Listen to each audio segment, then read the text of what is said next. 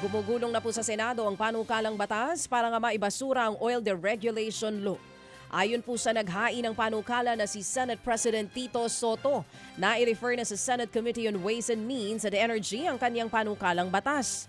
Layunin po nito na maibalik sa pamahalaan ang pag-regulate ng presyo ng produktong petrolyo sa bansa. Ang giit ni SP Soto kahit noong 1998, marami na ang kontra sa pagpasa sa oil deregulation law dahil ibinigay sa mga pribadong kumpanya ang kontrol sa supply at presyohan ng krudo sa Pilipinas. Hindi tuloy makontrol ng pamahalaan ang presyohan sa merkado, partikular na kapag may krisis sa langis, tulad po ng gera ngayon sa Middle East. Ano mas importante? Sila? Ay yaman nila eh. Pero ang taong bayan magreklamo, ang gobyerno nakakapag-react at nagre-react. Yung mga oil companies, pag nagreklamo taong bayan, nagre-react pa. Hindi, wala silang pakialam. Di ba? Negosyo yung kanila eh. Yan nga po ang tinig ni Senate President Tito Soto. Samantala, aminado po ang Department of Migrant Workers o DMW na kakailanganin pa nila na madagdagan ang pondo para po sa repatriation ng mga Pilipino na naiipit ngayon sa gera sa Middle East. Ayon kay DMW Secretary Hans Leo Kakdak, sapat pa naman po ang budget ngayon ng kanilang ahensya. Pero kakapusin na ito kung magtutuloy-tuloy ang krisis. Sa ngayon po'y nakikipag-ugnayan na sila sa Budget Department para sa dagdag na pondo.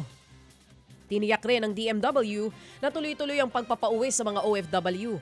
Sa ngayon po'y nasa higit 1,800 OFWs na galing sa Middle East ang na-repatriate at may 2 chartered flights pa ang paparating ngayong linggo mula po yan sa United Arab Emirates. Kapag merong repatriation na scenario, lalo na dyan sa Israel and then of course the Gulf States, ay marami talagang gusto manatili.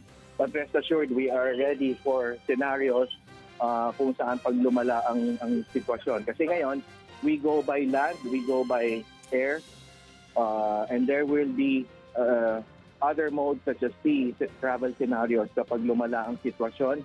And then of course, inatasan din kami ni Pangulo na mag-usap ni Sec. Gibo ng DND for other possible options in terms of yung ating military aircraft. Nanindigan po ang House Justice Committee na legal at naaayon nga po sa rules ang pagdinig ng Kamara sa impeachment complaints laban po yan kay Vice President Sara Duterte. Tugon po ito ng komite sa pag-alma ng legal team ng bise sa pagdinig at tinawag nilang labag sa saligang batas. Dahil nagmumuka na itong paglilitis na trabaho dapat ng Senado. Depensa po ni Justice Committee Chairwoman Jervel Luistro. Hindi pa trial ang ginagawa ng komite. Layunin lamang daw ng hearing na tukuyin kung may sapat na probable cause sa mga reklamong impeachment laban po sa Vice-Presidente.